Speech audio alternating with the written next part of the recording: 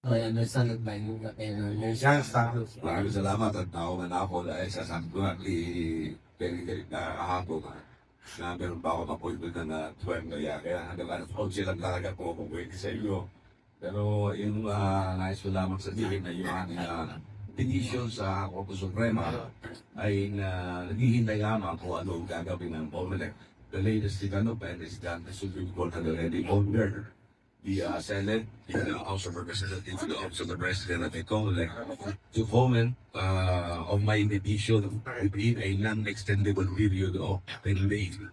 Kaya maganda yun dahil sa non-extendable, ibig sabihin non-extendable dahil nakita ng Supreme Court ang kahalagahan ng ating petisyon. Kasi usually, pagka pinag-inihinga ng komentaryo yung mga responses sa petition, pwede sila humingi ng extension to file their comment. Pero dito, maliwanag sa amin ng Korte Suprema na non-extendable, So, within the week, we expect the respondents to file that comment on my petition through the Office of the Solicitor General. Ano pong laman ng motion niyo? Yung aking actually sa petition, na hinihingi ko sa ating Korte Suprema, na yung Republic Act 12232 na sinalagyan na sinasabi na it is an act postponing the December 2025 barangay elections.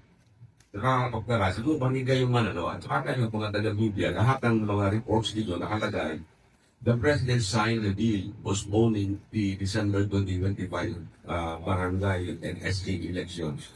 Yan ang mga usual at title ng yung mga news anchor. Pero, basahin niyo yung batas na pinirmahan ng Pangulo. Wala kayong makikita ng batas na ay bill or law postponing the December 2025 elections. Wala ko kayong makikita ng ganong uri ng batas. Kaya nagtataka po saan tinukuha ng Office of the President, maging ng PIO, the Presidential Information Office, kanilang press release. The President signed the bill postponing the December 2025 barangay and SK elections. Kaya sabi ko sa Korte Suprema, wala ko namang ganong batas. Where is that law? Ang ipinasang batas ay an act setting the term of office of the barangay and sa ang kabataan elections. Yun ang ginawa nilang title. Wala kang makikita ang word postponement. Kahit isang word, pasahin yung batas naman, wala kayong makikita, not a single word na may postponement. Kaya, nasa agkawa yun. Kaya sabi ko sa Korte Suprema, the fact that this word does not exist doon sa batas, it is a clear deceptive law. Ito ay isang batas na may halong panuligin lang. Nilang ngayon, at magiging Pangulo, maaaring nalilang din siya ng mga mambabatas o ng kanyang mga legal advisors, hindi sila bigyan ng sapat na kaalaman na yung batas, hindi naman pati ang Pangulong Marcos.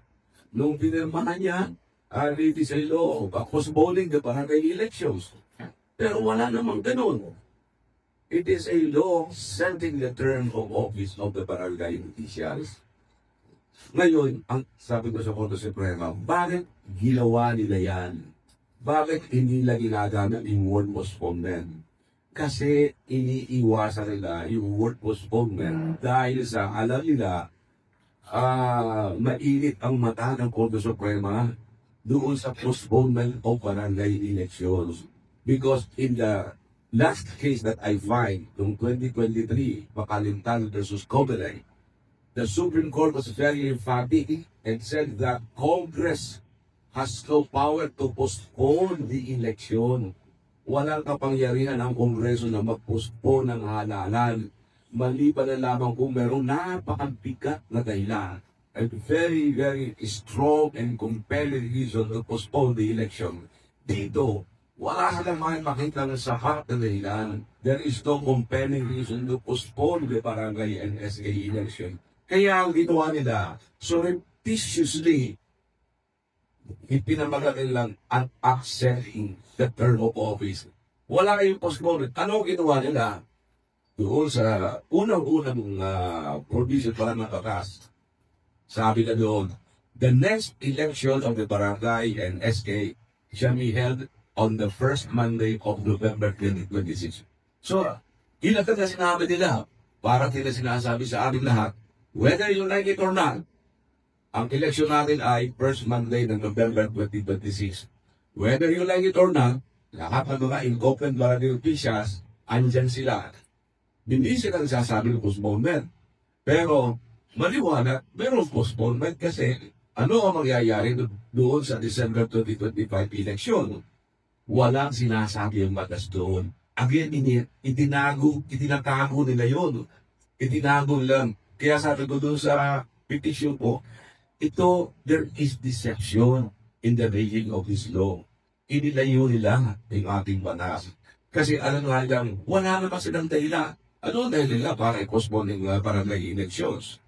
Kaya sabi ko, talagang hindi ko po pwede natin mag-postpone yan kasi yan ay nakalagay na sa batas na dapat magkaroon kayo ng election in December 2025.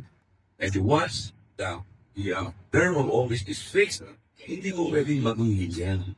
Ang fixed term of office kayo ng mga barangay officials ay hanggang December 2025 na lamang sila. Bigla mong ipupos mo ng election, nawalan tayo ng karapatan na bumoto ng sarili natin na opisyal. At isa pa, maliwanag ito na po ay hindi pinag-aaralan sa ating sa mga Suprema.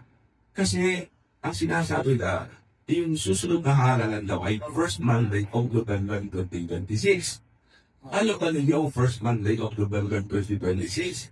November 2, All Souls Day, araw ng mga kaluluwa na tayong mga Katoliko, mga 90% o 95% sa atin nasa nagdarasal tayo, nagninilay tayo para sa mga namagay natin, mga kamag-anak o mga kaibigan. Kaya hindi pinag-aralan dito. Maging ang Comelec, sabi nga nga, first time namin magkakondak ng eleksyon na araw ng kaluluwa. Eh, mali ba na naman kung gusto nila pag-ulit pati mga patay, di ba? Eh, yun siguro, pero dito, hindi na nila pinag-aralan ang bagay na yan. Sinasabi nila, kasi meron tayo barn election. Bakit? Noong bang ipinospon yung barn election, hindi ba nakatakda na rin noon yung barangay election? Yung barangay election, noon pa. 2023 pa, ang eleksyon natin nakalagay December 2025. 2023 pa lang, alam namin yan kasi doon batas na pinagsinirkinan na doon. Eh bakit pinospon mo yung barn election? Barn election kasi dapat yung May, kasama yan yung national and local election. Pinospon nila ng October. When you make a postponement ng May para gawing October, alam naman nila na may barangay election ng December 2025. So, bakit ko i-postpone ngayon yung barangay? Eh, kung nang nakatakdayan kaysa doon sa farm election. Kung ngayon pa natin yung dahilan, eh dapat, ibang hindi na ginawa yun ng bar. O kaya napapusakan man lamang sa bar na, kami nag-postpone ng farm election, yung nakatakdang barangay election, ipupuspon din natin yun, papaguhin natin ang dito. But it was never mentioned. It was never mentioned in the law, noong binuspon nila yung farm election noong May 2025. Hindi na napagsasabi, wala sila sinasabi na magkakaroon ng problema dahil sa merong barangay election. Kaya yun ang dahilan kung bakit sinasabi namin na ang December 2025 election ay dapat natin ituloy. So, ano yun ang diba, several instances na possible ito during that time mo President Gloria, the next President Pwede, diba? Nag-respond to eh. Ako, kakailan dito dito sa ngayon. Ito nga sinasabi sa kanila, wala naman ako magkakaya maya. Sinasabi na nila, hindi, ngayon hindi kami nagpo-postpone. Kasi nag-send lang kami ng kaya anong mangyayari ito sa December 2025? Bakit niyo iniiwasan yung word postponement? Kasi alam naman nila na hindi po pwede yan. Yung kaya nga noong napakatabi ng postponement yan, Kaya nung December, yung 2020 December 2022, no, dapat lang tayo election, nabog nga lang ng October 2023. Kaya nga kinwestiyon ko yung last postponement. Sabi ko, sobra na ito. Lagi na tayo nag-postpone. Nangaalala.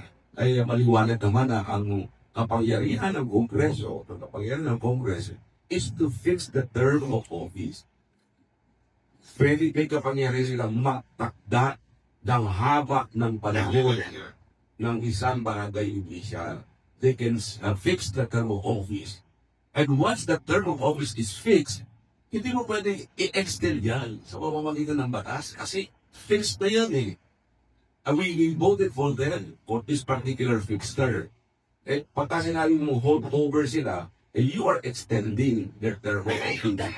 Pagka sinabi natin hold over yan, abay, pagkatapos ng term nila ng December 2025 at in-extend mo yun hanggang 2026, yung December 2025 hanggang 2026, hindi na sila elected, appointed na sila ng legislature.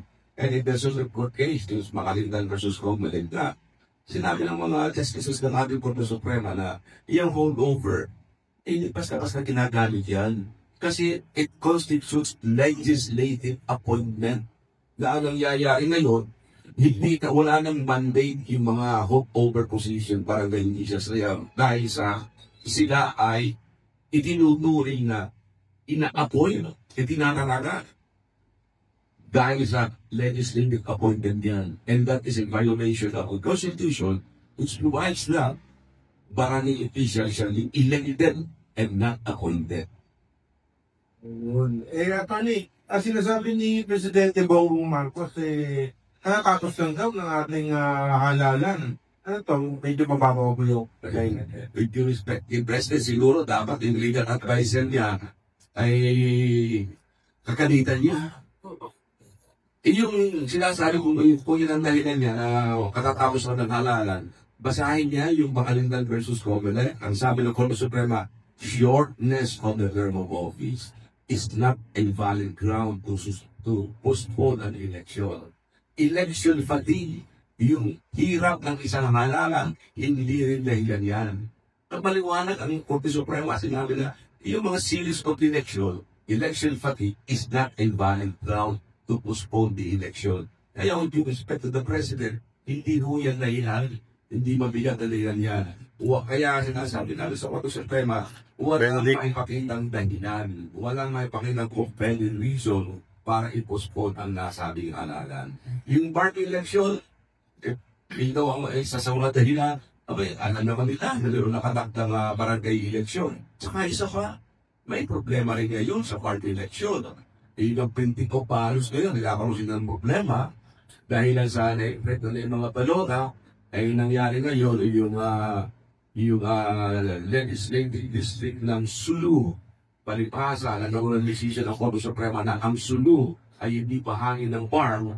Yung 7 legislative districts na nakalaan para sa province of Sulu, iti-distribute ngayon sa 5 probinsya na sabog ng farm. Ay na-imprint na yung original na mga positions dun sa bar, dun sa 5. Kaya mababago yun. Kasi ini-distribute nila yung 7 na yun doon sa 5 probinsya. And one day more, yung mga names ng kandidato ay nandun at saka meron pa rin filing of certificate of candidacy dahil sa nadagdagan ang posisyon na kung saan yun dapat magkaroon ng election. At saka isa pa, meron pa rin nakapimpin na petition sa Korte Suprema na kinu-question ngayon yung bar election na yan. Kaya paano mo biglang sabihin na postpone muna natin ang bar election dahil sa meron din problema sa Korte Suprema. So nangyari ko, pinuspon mo yung pocket park, pinuspon mo na rin yung barangay election, nagkaroon na wala tayo ng 2 eleksyon sa taong ito. Attorney, itong Biyernes lang,